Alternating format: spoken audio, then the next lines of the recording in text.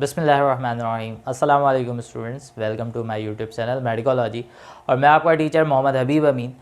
तो आज की जो वीडियो है, आज हम पढ़ने वाले हैं नेफ्रॉन के बारे में। नेफ्रॉन के स्ट्रक्चर को पढ़ेंगे। पिछली वीडियो में आपको किडनी का स्ट्रक्चर बताया था, किडनी की मॉर्फोलॉजी पढ़ाई थी और किडनी का एलएस सेक्शन यानी लॉन्गिट्यूडिनल सेक्शन आपको पढ़ाया था। तो अगर वो वीडियो नहीं देखी तो उसका लिंक डिस्क्रिप्शन बॉक्स में गिवन है, आप वहाँ से देख सकते हो। और आज की वीडियो बहुत ज़्यादा इंपॉर्टेंट है क्योंकि अगर नेफ्रॉन का स्ट्रक्चर समझ में आएगा तो इसका फंक्शन समझ में आएगा। अगर ये स्ट्रक्चर समझ में नहीं आया तो आपको फंक्शन भी समझ में नहीं आएगा। सही है, तो इस वीडियो को आपने लाजमी देखना है और इसके अलावा एंड तक देखना है। और फिर उसके बाद आगे की जो वीडियो होगी जिसमें यूरिन फॉर्मेशन हम पढ़ेंगे, जो कि मोस्ट इंपॉर्टेंट है किडनी के फंक्शन से रिलेटेड, वो वीडियो तभी समझ में आएगी जब आप इसको समझ पाओगे। तो चलें अब हम स्टार्ट करते हैं विदाउट एनी डिले। स्ट्रक्चर को समझना है हमें। सही है, तो जो नेफ्रॉन होता है ना, उसके दो पार्ट्स होते हैं बेसिकली। एक कहलाता है रीनल कॉर्पसल और दूसरा कहलाता है रीनल टिब्यूल। सही है, एक कहलाता है रीनल कॉर्पसल और दूसरा कहलाता है रीनल टिब्यूल, या फिर हम रीनल कॉर्पसल को माल्फिजियन कॉर्पसल या फिर माल्फिजियन बॉडी भी कह रहे होते हैं। अब ज़रा मैं आपको समझाता हूँ। देखिए होता क्या है, किडनी की ये डायग्राम मैंने बनाई थी लास्ट टाइम लाइक दिस। देखें, किडनी से ये किडनी है, लेट सपोज ये किडनी से ब्लड वेसल अंदर आया, रीनल आर्टरी। सही है, ये रीनल आर्टरी मल्टीपल आर्टरीज में डिवाइड हो गई, जिसको हम कह रहे थे इंटरलोब्यूलर आर्टरी। ये इंटरलोब्यूलर आर्टरी जो है एक डेंस नेटवर्क ऑफ कैपिलरी में ओपन हो रही है, जिसको हम कह रहे हैं ग्लोमेरुलस। सही है, तो ये जो आर्टरी है जो ग्लोमेरुलस में ओपन हो रही है, this is called efferent arteriole. We call it efferent arteriole. देखिए, एफेरेंट का वर्ड हम हमेशा कंपैरिजन के लिए यूज़ करते हैं। मैं क्यों ये एक बात कह रहा हूँ, ये भी आपको आगे बात समझ में आ जाएगी। देखें, एफेरेंट आर्टरीयूल है। सही है, एफेरेंट आर्टरीयूल ओपन हो रहा है एक डेंस नेटवर्क ऑफ कैपिलरी में, और ये नेटवर्क ऑफ कैपिलरी, ये कैपिलरी का नेटवर्क कहलाता है ग्लोमेरुलस। सही है, this capillary network is called glomerulus. अब एक और बात ज़रा समझना है, ये ग्लोमेरुलस आगे दोबारा कंडेंस होके आर्टरीयूल में कन्वर्ट हो जाती है और ये आर्टरीयूल कहलाता है इफेरेंट आर्टरीयूल। सही है, ये कहलाता है इफेरेंट आर्टरीयूल। अब ज़रा एक बात यहाँ पर समझने वाली है, वो क्या है, वो देखें। आपने अभी तक ये पढ़ा होगा कि भाई ये आर्टरी होती है, आर्टरी कन्वर्ट होती है आर्टरीयूल, फिर कैपिलरी बनती है, फिर उसके बाद कैपिलरी से फिर फाइनली वेन्यूल और फिर वीन बन जाता है। ऐसा होता है। लेकिन यहाँ पे हुआ, आर्टरी आई, आर्टरी से कैपिलरी बनी और उसके बाद दोबारा से आर्टरी बन गई। बहुत से स्टूडेंट यहाँ पे कंफ्यूज हो जाते हैं। तो बच्चों एक बात ज़रा याद रखना कि आर्टरी जब कैपिलरी में कन्वर्ट होती है और फिर कैपिलरी से वीन बनता है, तो आर्टरी ब्लड लेकर आती है और वीन ब्लड वापस ले जाता है। यहाँ पर ऐसा नहीं हो रहा। यहाँ पर क्या हो रहा है, एफेरेंट आर्टरीयूल यहाँ पे ब्लड को लेकर आया है, यहाँ पे फिल्ट्रेशन होगी और फिर इफेरेंट आर्टरीयूल ब्लड को आगे लेकर जाएगा, वापस रिटर्न नहीं लेके जा रहा, आगे लेके जा रहा है ताकि रीअब्जॉर्प्शन हो सके। सही है, ये फंक्शन हम आगे पढ़ेंगे, आपको अच्छी तरह से समझ में आएगी बात तब। सही है, तो ये क्योंकि ब्लड को फर्दर आगे के पार्ट्स में लेके जाता है तो ये स्टिल आर्टरी ही है। अब जब ये वापस जाएगा तो वीन बन जाएगा। वापस जब ये ब्लड हार्ट में जाने लगेगा, यानी ऑर्गन को लीव कर देगा, तो वो वीन बन जाएगा। सही है, होपफुली आपको यहाँ तक की बात समझ में आई होगी। अब ज़रा यहाँ पे समझते हैं, अभी ब्लड वेसल को थोड़ी देर के लिए इग्नोर कर लेते हैं। यहाँ पर हम देखते हैं ये जो ग्लोमेरुलस है ना, ये एक ट्यूब के अंदर है, एक कप लाइक मटेरियल के अंदर है और इसको हम कहते हैं बोमेंस कैप्सूल। सही है, हम इसको कहते हैं बोमेंस कैप्सूल। अच्छा, इन दोनों स्ट्रक्चर को मिला के, बोमेंस कैप्सूल और ग्लोमेरुलस को मिला के हम माल्फिजियन बॉडी कहते हैं या फिर रीनल कॉर्पसल कहते हैं।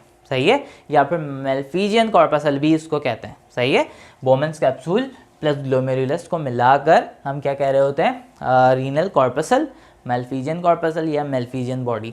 अब ये जो बोमेंस कैप्सूल है, ये ट्यूब की एक्सटेंशन है ना, एक ट्यूब आ रही थी, वो ट्यूब एक्सटेंड हो गई, दोनों साइड से ये ट्यूब क्लोज्ड है और ये कप लाइक स्ट्रक्चर बना लिया इसने। लेट से कि ये ट्यूब आ रही थी इस तरह से और इसने क्या किया, थोड़ी सी एक्सटेंड हुई और इसने कप लाइक स्ट्रक्चर बना लिया। सही है, ये है बेसिकली बोमेंस कैप्सूल।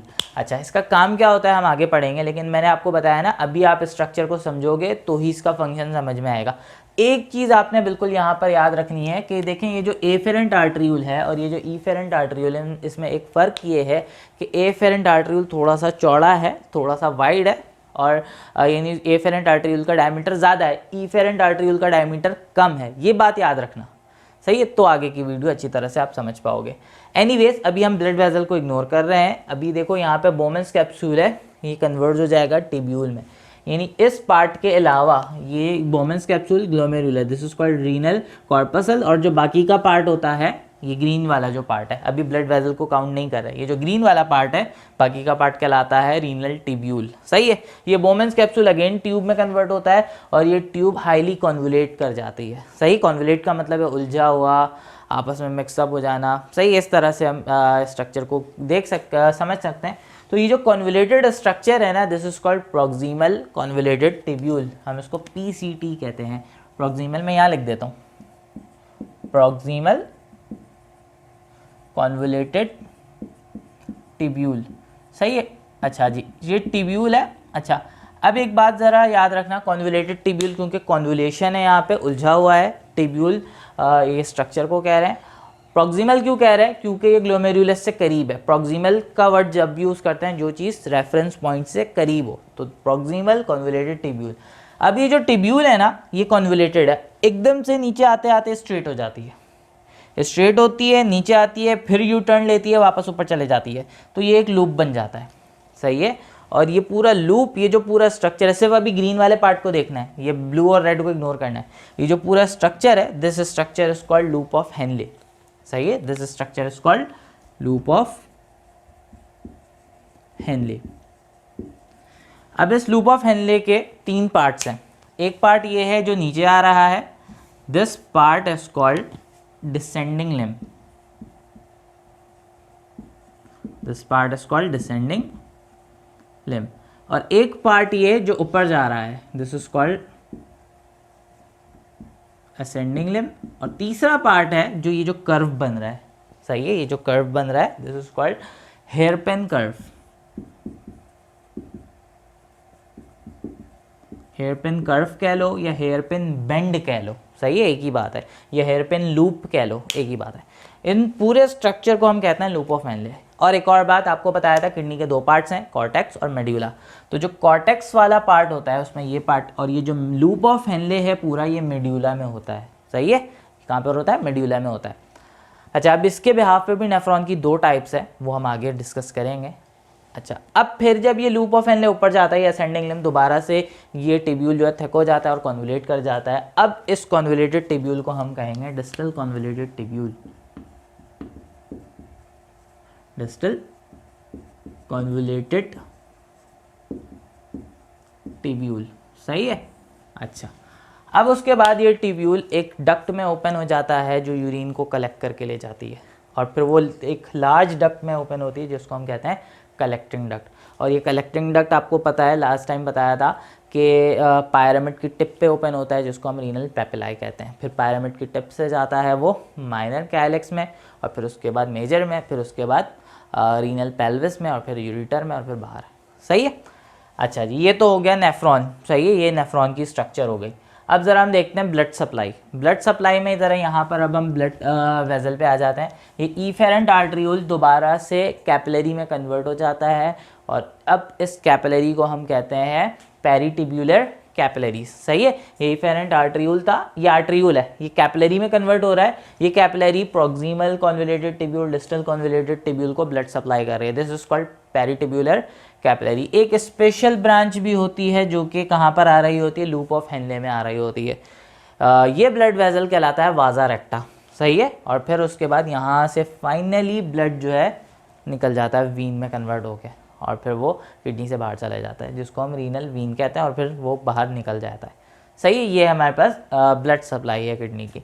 होपफुली आपको यहाँ तक की बात समझ में आ गई होगी, स्ट्रक्चर समझ में आ गया होगा। 2 पार्ट्स बताए मैंने। 2 पार्ट्स क्या है हमारे पास? एक है रीनल कॉर्पसल जिसमें ग्लोमेरुलस और बोमेंस कैप्सूल शामिल है, और बाकी है रीनल टिब्यूल। रीनल टिब्यूल में हमारे पास proximal convoluted tubule PCT, loop of Henle और डिस्टल कॉन्वोल्यूटेड टिब्यूल है। जो लूप ऑफ हेनले है वो कैसा है, उसमें डिसेंडिंग लिम्ब है, असेंडिंग लिम्ब है और हेयरपिन कर्व है। सही है, ये पूरा लूप ऑफ हेनले बन जाता है, ये पार्ट मौजूद होता है मेड्यूला में। और फिर प्रॉक्सिमल यानी पीसीटी और डीसीटी जो है वो कॉर्टेक्स में मौजूद होता है, और फिर फाइनली ये कलेक्टिंग डक्ट में ओपन हो जाता है। सही है, तो ये हमारे पास नेफ्रॉन का स्ट्रक्चर है। होपफुली आपको ये बात समझ में आ गई होगी, मैंने आसान अल्फाज में बहुत सीधी तरीके से आपको ये बात समझाई है।